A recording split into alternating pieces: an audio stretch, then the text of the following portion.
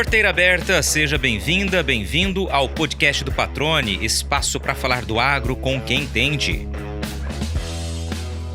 Altamente tecnificado e com capacidade de assimilar de forma rápida as novas ferramentas para o campo.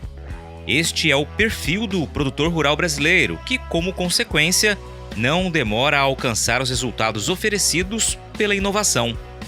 Quem afirma é o nosso convidado de hoje, chefe de operações para a América do Sul, de uma agtech que é considerada líder global em soluções de inteligência artificial e práticas agrícolas sustentáveis. No bate-papo, ele fala sobre a evolução das tecnologias para o agro e explica como elas têm ajudado a transformar a maneira de produzir alimentos. Filho de pequenos produtores, o Emerson Crepaldi sabe que a boa gestão é fator-chave para a sobrevivência de qualquer propriedade rural. É preciso reunir o máximo de informações de cada etapa da atividade e, principalmente, saber como usar estes dados para tomar a decisão certa e na hora correta. Apontar este caminho, aliás, é um dos focos das novas tecnologias desenvolvidas para o setor, que, de maneira geral, buscam garantir mais eficiência nos processos dentro e fora das fazendas. Emerson Crepaldi, cara, que prazer recebê-lo. Já estávamos aí com essa agenda marcada há algum tempo. A correria, evidentemente, é grande para ambos, né? Mas eu sei que você está aí arrumando uma brechinha para a gente bater um papo e certamente contribuir muito com o conhecimento de quem está nos ouvindo, né? Sobre a agricultura, sobre os avanços da agricultura, sobre a agtech, né, que todo mundo tem comentado e que tem feito tanta diferença no campo. Portanto, cara, sei que vai ser um bate-papo muito proveitoso. Seja bem-vindo ao podcast do Patrone. Obrigado por aceitar o convite. Tudo bem? Tudo bem, Patrone. Obrigado, gente, pelo convite. É um prazer estar com vocês aqui. A gente é ouvinte, está com os produtores aí sempre na linha de frente, então muito gostoso estar aqui para a gente bater um papo. Maravilha, cara. Só para a gente contextualizar para quem está nos ouvindo, você está falando de onde hoje especificamente? Hoje eu estou em Araçatuba, estou na sede da companhia hoje aqui. E a operação hoje a gente está muito em Araçatuba, né? O quartel-general está aqui. Mas tem as bases de apoio espalhadas por aí, mas hoje eu fico por aqui. Legal, Crepaldi. Agora aqui no podcast a gente tem uma tradição, né? Que é iniciar cada bate-papo perguntando um pouquinho das origens do nosso convidado para que todos nós possamos conhecer um pouco mais, né, sobre a pessoa que está aqui conosco dividindo o tempo, né, e trazendo informações. Então vamos lá, eu sei que você não é formado em agronomia, eu queria entender como começa a sua relação com o agro, né? Conta um pouquinho da sua história pra gente.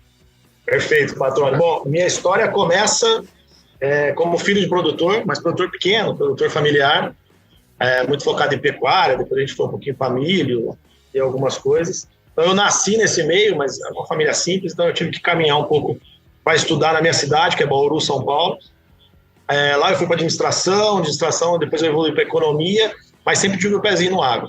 E um dos objetivos a longo prazo era voltar para o agro e entrar um pouquinho nessa linha. Eu passei por algumas carreiras focadas na parte de administração, projetos, economia, e em determinado momento da minha carreira apareceu uma oportunidade para ir trabalhar com custo agrícola em usinas de cana, e foi aí a minha entrada, foi a oportunidade que a gente tinha. Eu acabei entrando a trabalhar com projetos, depois com custo agrícola, com planejamento, com controles, com operação como um todo. Em alguns grupos, até que eu cheguei no momento de a gente trabalhar com projetos de tecnologia, de automação, naquele momento. Foram projetos que a gente estruturou no início, onde cana-de-açúcar começava a operar com tecnologia mais focada a controles, a processo, a como um todo. E essa foi minha grande entrada em tecnologia no agro, e daí eu caminhei minha trajetória nesse caminho. No meio desse processo eu acabei indo para o mestrado de agronegócio, economia em agronegócio, daí cada vez me conectei mais, até conhecer a Sulinftec há 9 anos atrás, como cliente, estava na linha de frente atrás como cliente, montamos um grande projeto de uma usina, quando a Sulinftec estava começando, praticamente com 3, 4 anos de vida, fizemos uma grande parceria, e aí a gente caminhou, no meio desse tempo, eu acabei vindo trabalhar com os fundadores aqui no começo, a empresa tinha 70, 80 funcionários, hoje a gente está perto de 900, então foi uma loucura. E daí a gente acabou entrando nessa jornada de cana, grãos perenes e se conectamos com isso e acabamos se apaixonando. Daí virou uma paixão. Ah, maravilha, cara. Agora você falou ali, né, filho de pequenos produtores, a família continua ainda no campo, você também se arrisca já no campo ou não? Como que tá esse lado? Continua, a gente cresceu um pouco, trabalhou com projetos de integração lavoura, pecuária, floresta, hoje está muito focado, apesar de ser uma propriedade pequena, uma propriedade de alta performance. Então, continua. Então, eu acabei voltando para campo, aprendendo e operando. Então, hoje a gente tem uma operaçãozinha e é gostoso. Acabou virando hobby, acabou virando a paixão também. E aí você, pelo que você disse, né, começou na Solinftec, ainda tinha cerca de 10% ou menos de 10% do quadro atual de colaboradores. É aquela história de estar no local certo na hora certa, mas estar preparado para também conseguir construir os desafios e escalar esses desafios também, né? Perfeito, patrão, perfeito, com certeza. Naquela época, nem se falava em startup, em agtech, no agro, era outra linha, né? E aquilo começou a nascer naturalmente. Foi um processo que o próprio mercado nos puxou para poder crescer nas usinas, com soluções que ajudavam realmente a melhorar o processo. Já tinha tecnologia em campo, porém era uma tecnologia muito de telemetria, que se fala, até hoje você ouve externo. E a gente começou a entrar numa linha de realmente trabalhar no processo, como é que a gente otimizava a colheita, como é que a gente reduzia a máquina de campo, trabalhava a questão dos hotéis, então foi muito nessa linha e aquilo começou a crescer. E a gente viveu esse processo junto com os fundadores da companhia, para desenvolver novas tecnologias e formar um time, construir um time que atendesse toda a operação, até a gente começar a se aventurar em novos cultivos. E daí tem uma história gigante por aí. Legal, cara. Vamos conhecer um pouco dessa história, então. Eu queria que você falasse, de fato, você disse que se apaixonou, né, por essa área e realmente quando você envolve tecnologia e vê resultados, certamente o interesse aumenta, né? A paixão aumenta, a admiração pelo que está sendo construído aumenta. Eu queria que você falasse um pouquinho dessa trajetória. Eu acho que a paixão, né, esse amor pela tecnologia, principalmente no agro, ela nasce do princípio que toda vez que você implanta um projeto de tecnologia ou qualquer tipo de processo, você consegue ver resultado rápido, seja no processo de produtividade, seja numa redução de custos, seja realmente em algumas ações que é transformar o que é dado em informação e essa informação conseguir gerir algum ponto dentro da fazenda, ou dentro da usina, ou dentro daquele grupo. Quando você coloca isso na mão do produtor, o que a gente tem visto nesses anos, é que ele consegue tomar a decisão muito rápido. Porque, de certa forma, às vezes existem alguns tabus que a gente gosta de quebrar. O campo é extremamente tecnificado. O produtor brasileiro hoje ele é extremamente tecnificado e a gente, às vezes, costuma falar que ele é mais tecnificado que o produtor americano. Porque ele passa por mais dificuldade, você tem safrinha, você tem mais manejo de praga, você tem mais solo diferente, você não tem neve para matar inseto, ou praga ali que é legal, que você consegue melhorar. E a gente consegue perceber que o produtor brasileiro como um todo, por isso que a gente cresceu todo no Brasil, ele consegue assimilar a tecnologia muito rápido e transformar aquilo em resultado. Não é só a Solinftec. Eu acho que 50% 50% são eles que conseguem olhar aquilo e tomar uma decisão rápida. A gente viu isso em cana-de-açúcar, chegamos esse mês em 95% do mercado de cana-de-açúcar, pelo valor. Grãos desde 2018, operacionalmente, quase 4 milhões de hectares. Cultivos perenes com citros, cafeicultura, florestal agora. Então, quando a gente olha um pouco dessa transição, né, a entrada da tecnologia, já tinha agricultura de precisão, já tinha esse processo, mas não tinha agricultura de dados, agricultura de informação. E daí, quando você junta isso, você pega a agricultura de informação, junta com a precisão, junta com o processo, a gente vem observando nos últimos anos que está tendo uma nova renovação tecnológica, uma revolução tecnológica em campo, que é realmente um produtor que já produzia bem, que já estava com custo legal, que está tecnificado como um todo, ele está indo para uma nova onda, que é falar como é que eu melhoro ainda mais, usando essa informação para melhorar a produtividade ou para reduzir custo de uma maneira intensiva em campo. Nesses últimos 9 anos que eu estou aqui, mas da companhia dos 16 anos, tem um dado interessante que ele prova isso, que é praticamente a gente teve churn zero, ou seja, eu nunca perdi um contrato de um cliente, ou seja, ele sempre renova. Não é pela questão comercial, não é isso. É porque realmente o produtor ele vem usando aquela tecnologia e aquilo vira uma ferramenta de tomada de decisão rápida. Então, ele acha que aquilo realmente ajuda ele a tomar a decisão e realmente ele vê o valor. A gente costuma fazer as provas de viabilidade econômica, agronômicas, operacionais, redução de diesel, etc. Mas esse é o pós. O importante é que o produtor ele transforma aquilo como uma ferramenta de gestão e realmente aplica aquilo em campo ano após ano, safra após safra. E isso se torna uma cultura dentro daquela companhia, dentro daquela empresa, dentro daquela fazenda, dentro da porteira. Isso é o que a gente vê com muita alegria, né? E Das soluções que nasceram nesses últimos 15 anos, a gente tem um portfólio de mais de 20 soluções como um todo. Nasceram lá dentro da fazenda, para resolver uma dor de um produtor. Cara, eu estou com uma dor nesse processo, é a colhedora com transbordo, ou eu preciso ver a produtividade do meu algodão, eu preciso ver como é que eu melhoro meu índice de sobreposição.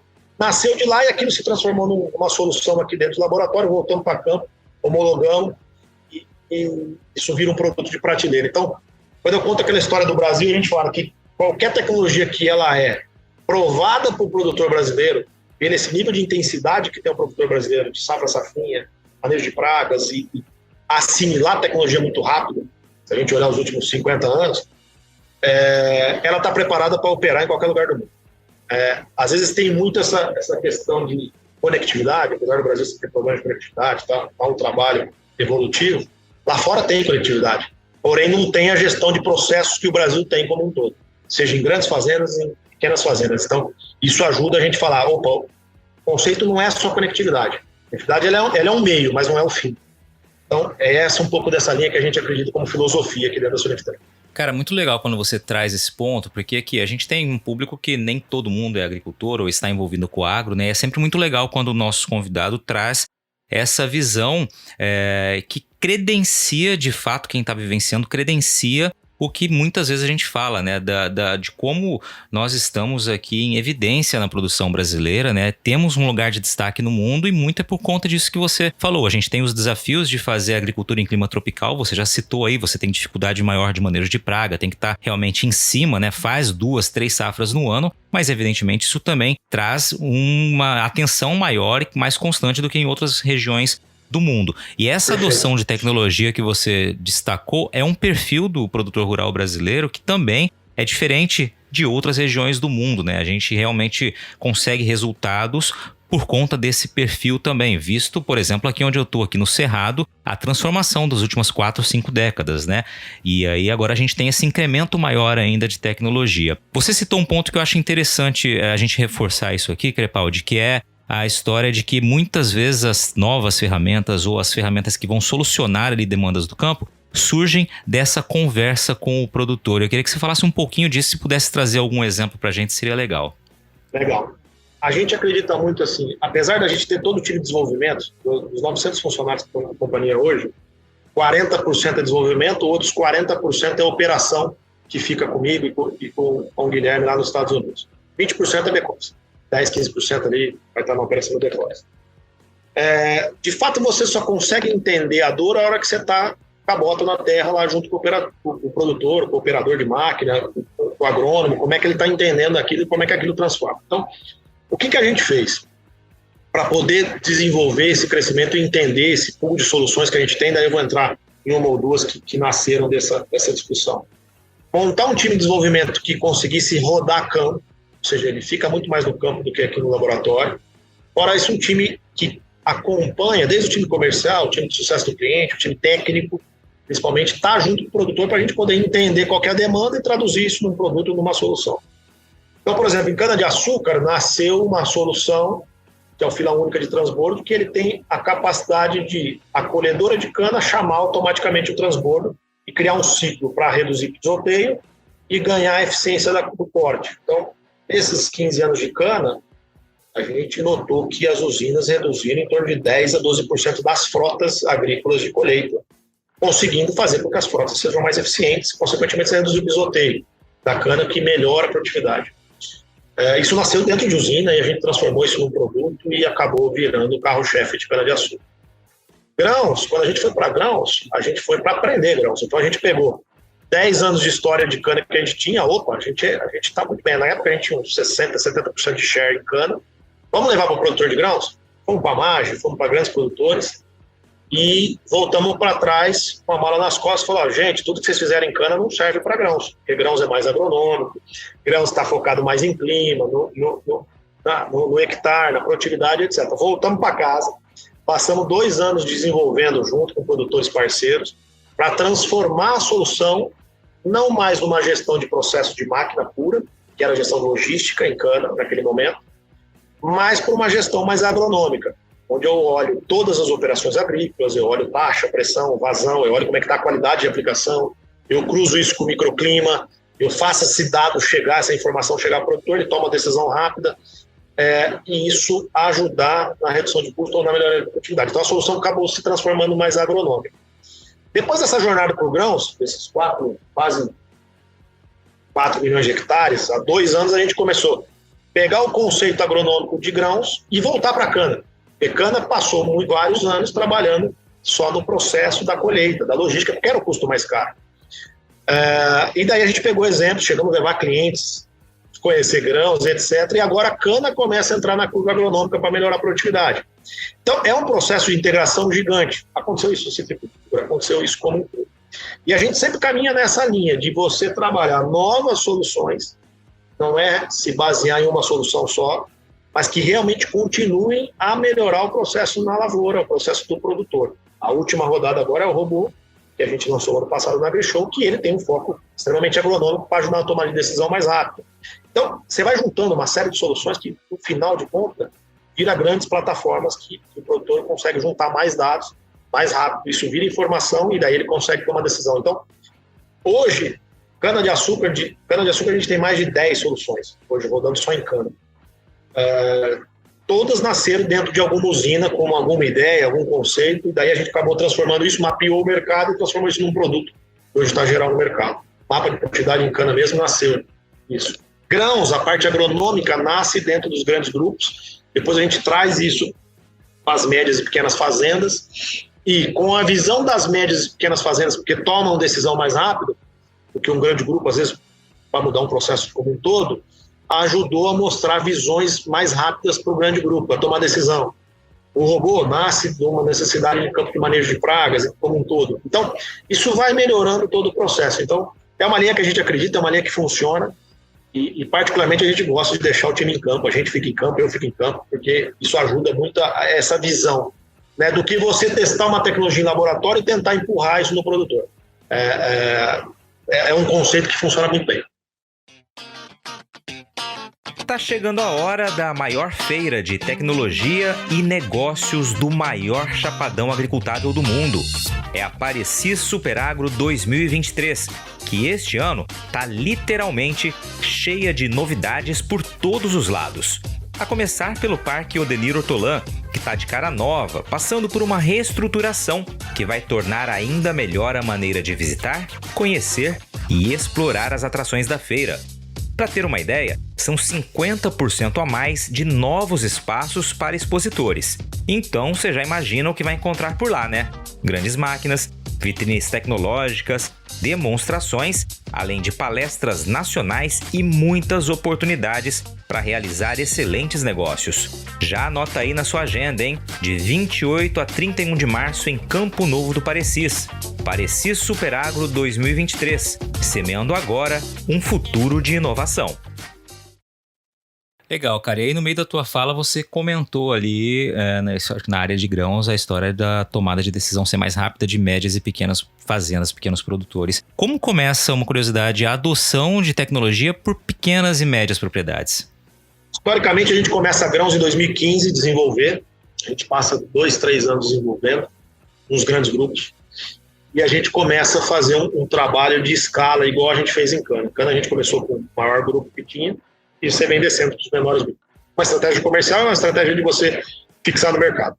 Quando a gente chegou num patamar de estar os 5 maiores grupos, 4 já eram usuários SolidTech, a gente tomou a decisão em entrar numa nova parcela, que eram os produtores de 10 a 30 mil hectares, de 5 a 10 mil hectares, de 1.000 a 10 mil hectares e menores que 1.000, para entender, patrões, se a solução que a gente tinha desenvolvido para os grandes atendia o pequeno produtor, né, o médio produtor. Durante um tempo a gente ficou calibrando a questão de visualização, a questão da Alice ajudar a ser mais rápida nessa tomada de decisão, ela já dá um insight se a pressão está fora, se a taxa está fora, se o clima está fora, para o produtor tomar uma decisão mais rápida. E isso acelerou com que a inteligência artificial conseguisse ser mais dinâmica. Quando eu pego uma usina ou quando eu pego um grande grupo, geralmente ele tem uma central de operações que monitora toda a operação em campo, 200, 300, 500 máquinas. Quando eu pego uma fazenda que tem 5, 10, 15 máquinas, ele não vai ter uma central de operações agrícolas. Ele vai ter o agrônomo em campo tocando a lavoura, a colheita do 12 e precisando tomar a decisão rápida. Então, o que a gente fez? A gente transformou isso dentro do sistema para isso poder ser mais rápido para ele tomar uma decisão. Quando a gente estava nesse produtor médio pequeno, a gente notou que quando ele vê uma pressão, uma vazão, ou uma taxa fora, ou um clima, ele está aplicando, vai ter que fazer uma reentrada, qualquer coisa desse tipo, automaticamente ele já passa a mão no rádio, já toma uma decisão, já vira a chave. Ou se ele vê um pulverizador andando a 40 km por hora batendo barra, ele já sabe que vai dar manutenção. Então ele já toma uma decisão rápida. Então esse processo da cadeia de informação, e no final das contas é a inteligência artificial, que é a Alice, que faz isso, a gente voltou para os grandes grupos para poder acelerar. Então, quando a gente compara um com o outro, os dois tomam decisão rápida e os dois conseguem usar a tecnologia da melhor forma. A diferença é que o grande grupo ele tem uma série, uma cadeia hierárquica ali dentro para poder tomar uma decisão operacional. O produtor menor já cai no dono da carteira, já cai no dono da fazenda.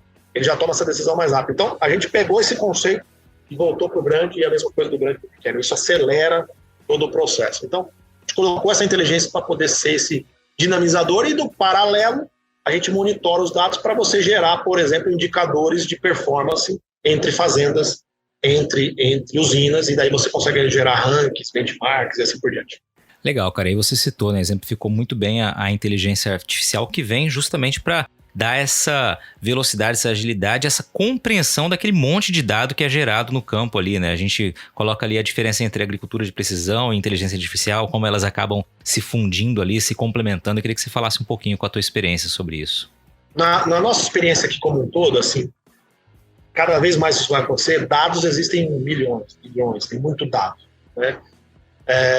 O grande desafio, não só da Soniftek, como de todas as empresas que estão no mercado, a gente é um case de sucesso, mas tem muita empresa no mercado, é transformar esse dado realmente numa tomada de decisão, numa informação. Eu acho que esse é o grande desafio. O produtor, ele não quer mais dado. O produtor, ele quer uma informação que fale, cara, eu realmente estou errando na minha operação, eu vou ter que fazer uma aplicação a mais por causa disso. A gente vê, por exemplo, alguns pontos, que apesar do produtor ter um pulverizador lá de 2,5 milhões, com todo tipo de tecnologia, 2023, se ele estiver fora de velocidade ou ele está acelerando muito, eu vou ter uma taxa, uma pressão diferente naquela entrada, naquele ponto, né? E, consequentemente, aquilo pode dar um problema de aplicação ou, muitas vezes, problema de qualidade de gota. Ou seja, ele tem todo tipo de tecnologia, porém, por um erro operacional, aquela tecnologia não está sendo eficiente. Quando a gente colocou essa inteligência artificial para poder ajudar esse processo, o conceito foi exatamente esse: a gente pegar esses bilhões de dados e tentar traduzir. Cara, o erro está aqui, a melhoria do processo está nesse ponto.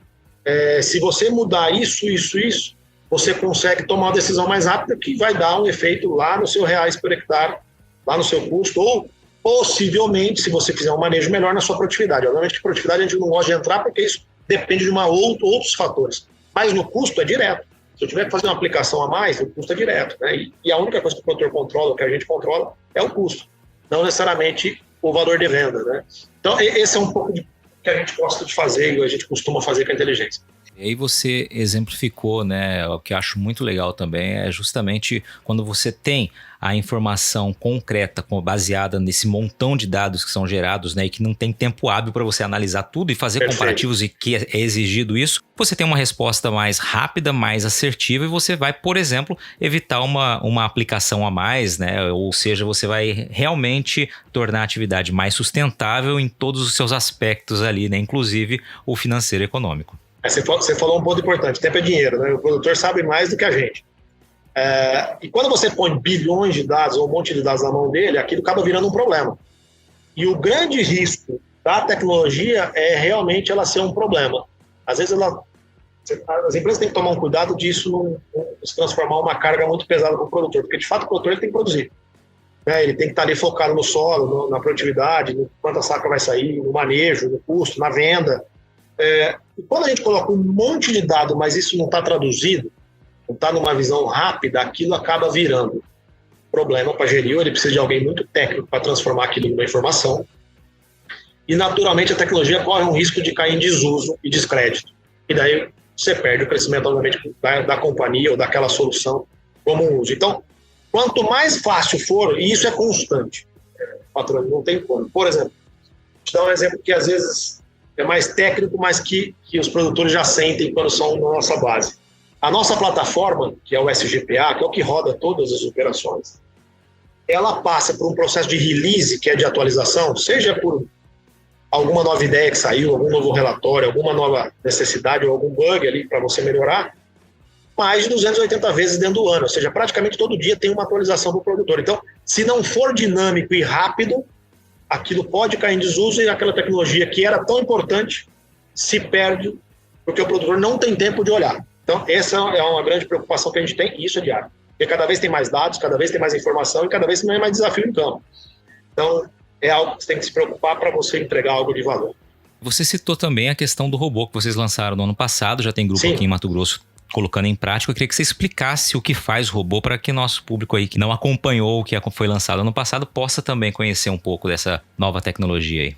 O robô, o Solix, né, a gente lançou como um conceito de uma plataforma robótica, né, e ele tem várias fases de lançamento nos próximos períodos. A primeira fase foi no ano passado, a gente apresentou para o mercado na AgriShow o Solix, que é focado no scout, no levantamento, manejo de pragas em campo, onde ele tem a capacidade de entender a lavoura, de fazer um levantamento do que está acontecendo em campo, seja do manejo, seja como é que está a entrada, por onde está entrando aquela praga, aquela doença, e começar a gerar informações para aquilo ser uma tomada de decisão mais rápida do produtor. Entender como é que ele faz, se ele faz uma aplicação com a molécula mais simples, se ele consegue fazer uma entrada antes. Ele já começa a fazer o levantamento lá na soja B2, B3. Ele já começa a pegar todo aquele processo e ser um sentinela da lavoura. Imagina assim, essa é a primeira onda. Tem outras ondas de lançamentos. A gente vai fazer na AgriShow agora, e é uma novidade, logo vocês vão saber. Está preparando um grande lançamento, que ele é uma segunda onda desse projeto. Depois tem outras ondas desse projeto. Então, o que a gente vem fazendo, o robô é algo simples. Como um todo, assim, o robô a gente tem robô em casa, que é um aspirador de pó, você tem robô de várias formas, na China tem robô do jeito que quiser. O robô não é o processo, não é a mecânica, o grande conceito é a inteligência de dados, que é ter uma identificação rápida de imagens, de processos, de tudo, e transformar aquilo numa informação o mais rápido possível para o produtor tomar uma decisão melhor do que ele tem hoje. Tá? A primeira onda nasceu ano passado, a gente já entregou os primeiros robôs, já estão em operação, está acompanhando essa operação deles em campo e gerando os resultados, as viabilidades econômicas para a gente divulgar mais. Estamos aguardando sair a segunda linha de produção que entra agora para o plantio.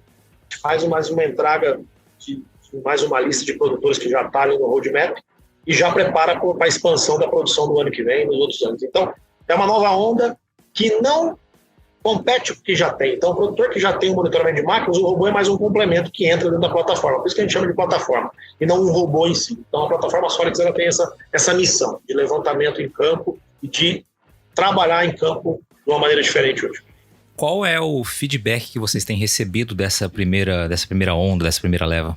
O feedback que a gente tem tido dos produtores que participaram do desenvolvimento, volto naquele discurso, eles são participantes do desenvolvimento, que o número de informações que o Solix está captando e traduzindo para o produtor já está melhorando entre 20% a 30% da informação que já tinha em campo.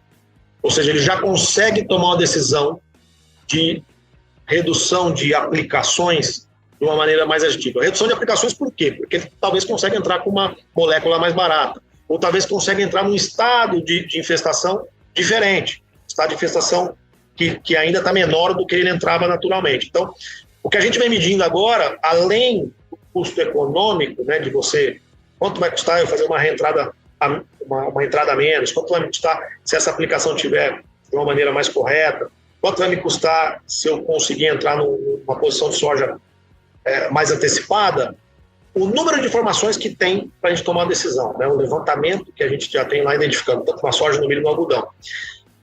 Isso já é um excelente feedback que a gente tem. Nos próximos meses, a gente já vai ter as primeiras contas de reais por hectare de retorno. A gente já tem estimativa, a gente não pode divulgar porque a gente quer fazer um benchmark como um todo.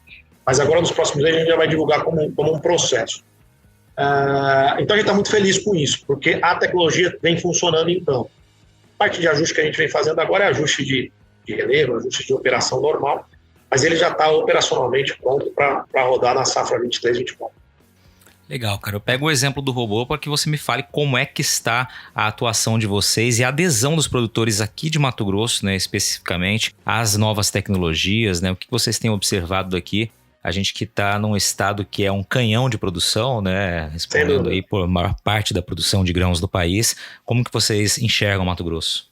Mato Grosso para a gente é o nosso berço em grãos, né? A gente nascemos aí na operação e hoje é o nosso principal celeiro hoje de tecnologia. Então a gente tem uma sede em Nova Mutum, uma base em Sinop e as regiões que a gente já está localizado com time local. Eu tenho time tanto de negócios quanto time técnico, quanto time de pós-venda dedicado. A gente já está em todas as regiões produtoras do Mato Grosso, de Querência a Campo Novo dos Parecis, de Primavera a Sinop, a gente fechou o Mato Grosso. Só no Mato Grosso hoje a gente já tem mais de 200 fazendas operando.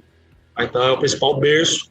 Do Mato Grosso a gente levou para o Mato Piba, a gente levou para o Goiás, a gente levou para o Pará, a gente desceu para São Paulo, para Minas Gerais. Então para nós é um berço, é o principal berço de adoção hoje das tecnologias Sonic, até porque é o primeiro. E hoje a gente tem produtores de big players a produtores menores que 1.000 hectares aderindo dentro do Mato Grosso. Então é um mercado bem operacional. Do time operacional de grãos hoje, 60% hoje está no Mato Grosso. E quais são assim as metas de vocês para 2023? Vocês, né, uma empresa, como você disse, tem 16 anos, se eu não estou enganado, e com mais de 900 colaboradores, né, e fazendo história, que é uma revolução, né, essa digitalização da agricultura, essa informatização e essa utilização de inteligência artificial, né, buscando gerar resultados aí cada vez mais rápidos e assertivos para os produtores. Plano de negócio nosso, Patrone, de 23, a gente vem numa crescente nos últimos 6 anos de crescer em média 48% ao ano, tá? A nossa taxa de crescimento. Tanto em todas as verticais, cana, grãos, cultivos perenes, a gente separa, até porque o desenvolvimento é separado, a gente não gosta de competir. Quando eu abro uma vertical, por exemplo, a última que a gente abriu foi citricultura, café e florestal, eu não uso o time de desenvolvimento de grãos ou de cana para poder desenvolver uma nova solução. A gente abre, se fosse uma mini empresa dentro da própria Solifitec, para você não competir, porque senão a grande empresa, o músculo que grãos tem, cana tem, acaba pagando os pequenos projetos que estão nascendo e pode se transformar num grande negócio. Então a gente separa isso por vertical, a gente tem times dedicados por verticais separados. Como plano de expansão, a gente vem todo ano adicionando em torno de 1 a 1,2 milhões de hectares no portfólio de área física monitorada. Em 2023, a gente tinha um plano de crescimento mais agressivo devido à estratégia que a gente tem no plano de negócios dentro de 5 anos. A gente reduziu um pouquinho o plano de crescimento com foco numa estratégia de break-even, uma estratégia de gerar lucro em todas as operações. A gente está bem no momento decisivo, talvez a gente seja uma das únicas startups do Brasil e talvez do mundo que vai conseguir atingir uma maturidade financeira. A gente está vendo muito o mercado financeiro te acompanhar um pouquinho, dar um downsize, dar uma redução de quadro de funcionários, ter um trabalho de reduzir, porque o mercado financeiro de investimento está mais conservador para as empresas, tanto de AgTech quanto de startups como um todo. E a Solifitec está indo por um caminho por fora. Como a gente chegou no nível de maturidade financeira muito bom, a gente conseguiu em 2023, vai fechar o balanço, praticamente virar break-even, que é gerar lucro em todas as operações. Isso faz com que a gente continue crescendo entre 30% a 40% ao ano, sem depender de investimento próprio. Sem depender de investimento privado de fora. Então a gente tem uma taxa de crescimento boa, o que nos sustenta para conseguir manter, junto com a operação como um todo, e manter a segurança para os produtores, principalmente, para poder usar a tecnologia. Então, estratégia 23, a gente deve adicionar entre 900 a 1 milhão de hectares, crescendo principalmente em cana. Apesar de estar em 95% do share, nós estamos crescendo na área agronômica, que é novo para a gente, novo para os produtores de cana. Grãos, a gente deve crescer muito todas as regiões. No ano passado a gente abriu 8 regiões, como Pará, Rondônia, Minas, norte da Bahia, na região produtora que a gente não estava ainda ali, Mato Piba, Piauí. Então a gente vai focar muito nesses crescimentos. Hoje a gente já tem praticamente bandeira em todos. A gente deve adicionar em torno já de 700 mil hectares a 800 mil hectares de grãos nesse mercado e crescer em citricultura como um todo. Então a taxa de crescimento nossa deve se equiparar à do ano passado, de 40% ao ano, de 30% a 40% ao ano. Vai depender do ano. O ano está muito quente, eu acho que é um ano bom de investimentos. Os produtores estão investindo, inclusive para reduzir o custo, inclusive para proteger de qualquer coisa. Então, isso para nós é um cenário muito positivo. Então, 23, ótimos olhos, a gente está muito feliz. Eu acho que o primeiro trimestre a gente já deve fechar em março, já com vários resultados positivos, superando a nossa expectativa de meta, tanto de resultado, quanto financeiro, quanto de aderência aos produtores. E agora uma pausa no bate-papo para dar um recado a você que é produtor ou produtora rural. Já tá na hora de pensar na próxima jogada, hein? Então, que tal mirar na semente e acertar em ótimos resultados para sua lavoura? A Agrosol tem um portfólio completo para sua safra 2023-2024, com opções de cultivares de soja para os diferentes contextos e realidades de todo o cerrado brasileiro, com as melhores tecnologias dos principais obtentores do mercado. Além de sementes de soja de alta qualidade, a Agrosol também oferece tratamento de sementes industrial com certificação de excelência pela Syngenta, serviço de entrega, posicionamento de cultivares, ajuste fino de plantio e um acompanhamento especial do time de campo. Para saber mais, é só acompanhar as redes sociais da Agrosol e acessar o portfólio 2023-2024 pelo site www.agrosolsementes.com.br.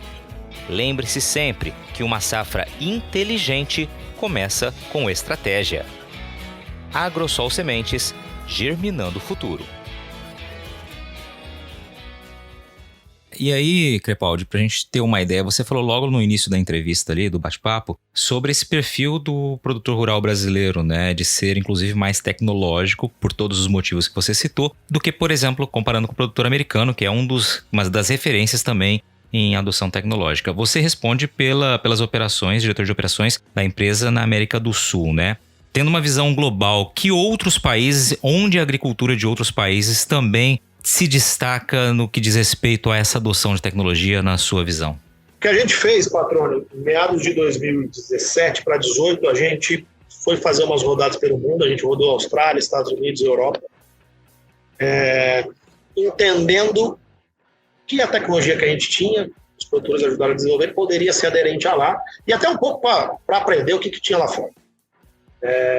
E quando a gente foi, a gente entendeu que tinha conectividade, que é um problema que a gente tem aqui, né? Apesar de a gente ter criado uma solução, o Solinftec, para sanar o problema de conectividade temporária, até chegar ao 4G em todas as regiões, lá tinha, mas não tinha essa organização do processo, essa gestão mais afinada.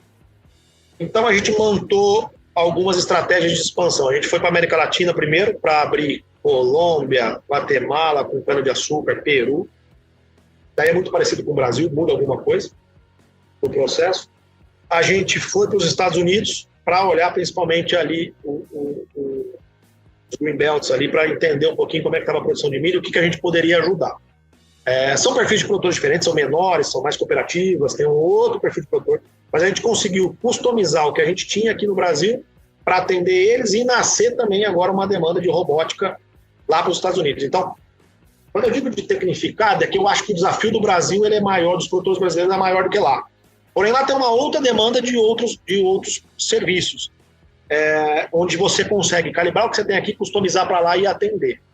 Esses praticamente 1 ano e meio, 2 anos operacional nos Estados Unidos, passou quase 1 ano e meio desenvolvendo, estamos ainda numa escala de desenvolvimento, ainda uma escala pequena lá nos Estados Unidos, mas a gente já tem visto excelentes resultados já em fechamentos de clientes. A gente já tem clientes tanto de cana-de-açúcar aqui na Flórida, quanto lá na região do Greenbelt, em Indiana, aquela região Ohio e tal. E agora a gente começa um plano de expansão lá para os próximos anos, para poder levar a tecnologia brasileira para lá. Então, de fato, agora nós estamos exportando tecnologia tanto para a América Latina quanto para a América do Norte. A gente chegou a estudar Rússia, chegou a estudar outros países, mas a gente declinou e focou na América como uma estratégia de mercado realmente assertiva. Então, é o nosso plano de crescimento. Brasil como principal mercado e depois crescer para os Estados Unidos. Eu queria que você aproveitasse esse momento aqui também, Crepaldi, se possível, para falar o que você enxerga da agricultura, né? Para onde a gente vai caminhar? A gente teve uma grande evolução nos últimos 40, 50 anos, a gente já comentou isso aqui. E agora, nos últimos 10, 15 anos, uma acentuação muito maior no que diz respeito à administração, gestão, utilização de tecnologias. Qual é o caminho que a gente vai seguir? Patrônio, na minha humilde opinião, tô ouvindo muitos produtores, assim, a gente gosta de ouvir muito, conversar muito por aí, e do time que roda aqui, eu acho que a gente está entrando numa linha realmente de uma nova revolução, onde o que vai determinar não é só quem produz ou não. O que vai determinar é quem melhor produz, da melhor forma, com maior gestão, seja como um todo. Seja um pequeno produtor que ele tem que ser mais eficiente que um grande, que ele compra mais caro, o custo de produção dele geralmente é mais caro, e ele precisa ali se manter ali, porque senão ele vai ser comprado por alguém. Seja por um grande produtor que ele precisa ter cada vez mais poder competitivo no mercado como um todo. Então, o que a gente vem observando, não só com o uso de tecnologia, mas o uso de tecnologia, ela garante com que o custo seja mais assertivo. O primeiro processo é sair do papel, você tem um trabalho de automação. O segundo processo é você ir com uma tomada de decisão mais agronômica, ou seja, você está vendo o custo, depois você está vendo como aquele custo é melhor aplicado e como você pode reduzir aquele custo. E a terceira onda é como é que você melhora a sua margem. Então, o que a gente vem observando nesses anos, e a onda que os produtores estão seguindo é como é que eu melhoro a minha margem de produção agora com essa informação. E como é que obviamente, isso vai representar tanto em produtividade quanto em custo. Então, seja uma fazenda de menor que 1.000 hectares, de 5, de 10, 30, o que a gente vem vendo é essa, é a profissionalização. O mercado ainda é muito carente de mão de obra tecnológica, isso é um gap que eu acho que é mundial. No Brasil isso é um gap gigante, o que também é uma oportunidade, porque quem se especializa nisso tem oportunidade. Hoje a gente tem fazendas de 1.000, 2.000, 3.000 hectares contratando uma pessoa, um especialista de tecnologia ou formando para o cara gerir aqueles dados e ajudar ele a tomar a decisão. Então tem uma oportunidade de nascer novas carreiras em tecnologia, já vem acontecendo isso há anos em cana, e grãos agora está muito agressivo, para esse efeito de melhor controle olhando para custo, porque dá para fazer isso no curto prazo, safra a safra. A gente tem visto, por exemplo, em grãos, a média do retorno econômico na primeira safra é entre 200 a 250 reais por hectare hoje. Paga a solução e sobra 70% de lucro disso. Então, o produtor ele vem investindo. Como é que eu posso melhorar mais? E melhorar safra a safra. Então, o caminho que a gente vai ver é essa quarta onda de revolução é melhor controle para melhor competitividade. Isso eu não tenho dúvida nenhuma em qualquer perfil. Legal, cara. E aí você citou pelo menos 2 pontos de gap que você citou, né, que seriam os entraves, os desafios, né? Falou da conectividade, que é um problema ainda em boas partes do país, né? E falou também sobre mão de obra. Existem outros pontos também que são obstáculos aí para que essa adoção seja ainda mais rápida? Existe um ponto que eu gosto de quebrar um paradigma, que conectividade é um problema, a Soliptec desenvolveu uma solução para a solução dela que resolve o problema de conectividade até determinado limite de dados que faz funcionar, que é a Solinfinet, que é uma rede proprietária nossa. Quando eu chego 4G, eu tiro aquela rede, roda no 4G, vai tranquilo. Mão de obra, porque existe às vezes um paradigma que o meu operador de máquina não tem tanta formação, não tem tanto conhecimento. Hoje é muito mais difícil operar um trator tecnológico do que operar uma tecnologia imputada ali. Então, para o operador de máquina não é um problema a tecnologia, porque o nível de inserção de dados ou de interação que ele tem é básico, porque hoje todo mundo mexe no celular. Qualquer pessoa mexe no celular, ele é mais fácil com o celular. Quando eu digo a nível de mão de obra, o grande gap que tem hoje no Brasil, e uma grande oportunidade, é pessoas que conseguem transformar informações e dados em tomada de decisão mais rápida, porque às vezes o produtor não dá tempo de ele olhar tudo aquilo. Então, o que a gente vem notando é que está nascendo várias funções nas fazendas, em grãos, por exemplo, cana já passou por isso, do cara que é o especialista em informação, o cara que é o cara de business intelligence, ou de inteligência de mercado, ou de análise, de analista de dados de informação, para ajudar a tomar uma decisão rápida lá para o gerente que está cuidando da produção. Gerente, olha, você está perdendo aqui, vamos tomar essa decisão? Vamos embora. A decisão é do gerente ou do produtor. Mas ele ajuda nessa velocidade de interpretação da informação. Porque muitas vezes você não consegue trancar um gerente fazendo um supervisor dentro do computador e mostrar para ele onde está perdendo. Então você divulga a informação, passa essas carreiras técnicas que ficam cada vez mais agressivas. E isso gera uma oportunidade de negócio, de mercado como um todo. Então, falta um pouco, obviamente, de formação. Você tem poucas escolas técnicas formadas em agricultura digital no Brasil. Você tem muito pouco investimento nisso, até das próprias universidades. Então, isso é um trabalho que eu acho que é contínuo, é um trabalho que vai evoluir. Mas eu acho que ele vai nascer muito mais do mercado privado, né, seja dos produtores que consomem essa informação, seja da gente, de outras empresas, do que propriamente da educação. Isso vai evoluir com o tempo. Isso é bom. A gente tem visto, assim, no Mato Grosso, e mesmo todas as regiões produtoras de grãos, o time que se tecnifica nisso, né, que aprende a usar as ferramentas e transformar essa informação, serem bem remunerados, porque aquilo dá realmente retorno. Então, faz sentido, isso é uma grande oportunidade. Você está ouvindo o podcast do Patrone, agroinformação com quem entende.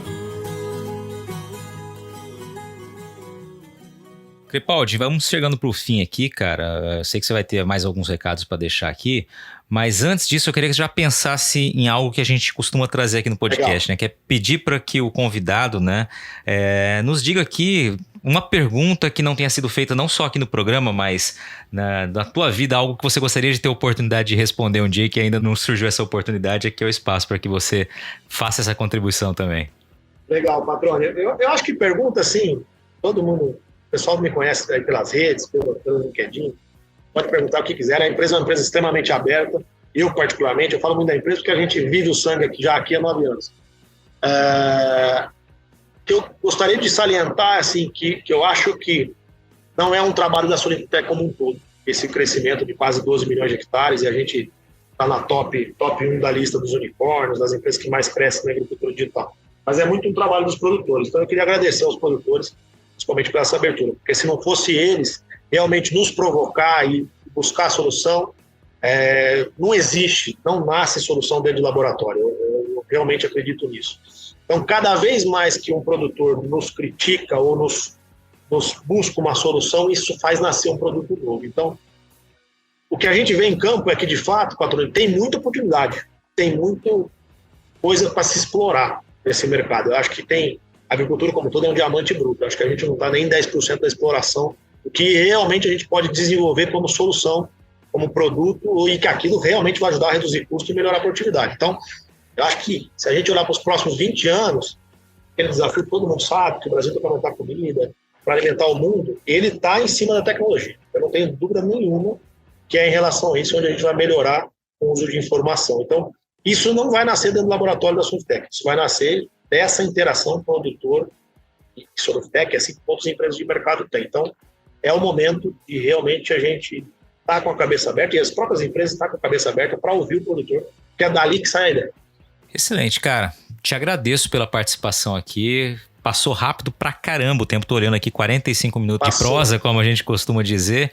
E assim, foi muito legal pra gente poder ter um panorama, né, de que de fato a tecnologia faz a diferença, já tem feito a diferença e ainda fará muita diferença no campo. Você disse, né? Vocês como líderes globais aí ainda não desenvolveram nem 10% de todo o potencial que existe no campo, né? Ou seja, tem muita coisa pela frente ainda. E certamente todos nós seremos beneficiados, né, por essa dobradinha, né? Perfil do produtor brasileiro com as novas tecnologias aí a serviço do campo. Muito legal, obrigado pela participação aqui, cara.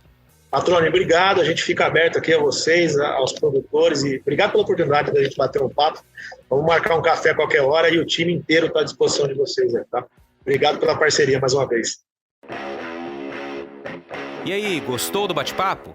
Então dá aquela força e compartilha essa entrevista com os seus contatos. E olha, aproveita para mandar aquele feedback dizendo o que você está achando do podcast do Patrone. Pode criticar, elogiar, sugerir temas e pessoas para dividir boas histórias aqui nos próximos episódios. É só enviar uma mensagem lá no Instagram para @LuizPatrone que a gente troca uma ideia, viu?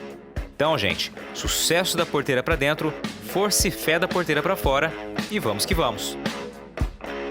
Você ouviu o podcast do Patrone, agroinformação com quem entende.